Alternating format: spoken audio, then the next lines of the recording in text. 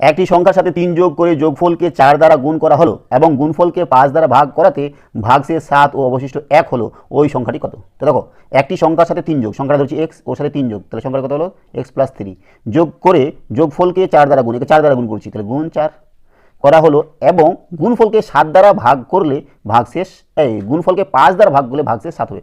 একে যদি আমরা 5 দ্বারা ভাগ করি তাহলে ভাগশেষ কত হচ্ছে 7, তাহলে একে যদি 5 দ্বারা ভাগ করছি তাহলে ভাগশেষ কত পাচ্ছি 7, তাই তো, আর অবশিষ্ট 1। তাহলে দেখো এই সংখ্যাটা আমরা কী করে পাবো, তাহলে এই সংখ্যাটা সমান সমান হবে 7 গুণ 5 যোগ 1, যেটা যেহেতু এটা অবশিষ্ট থাকছে, তাই না।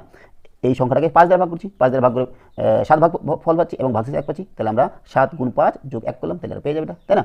তাহলে দেখো কত হচ্ছে 4 × x + 3 সমান সমান 7 পাচ্ছে 35 যোগ 1 36 হয়ে গেল।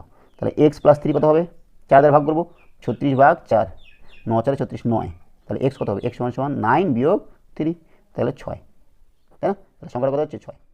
সি নাম্বারটা হচ্ছে আমাদের সঠিক উত্তর।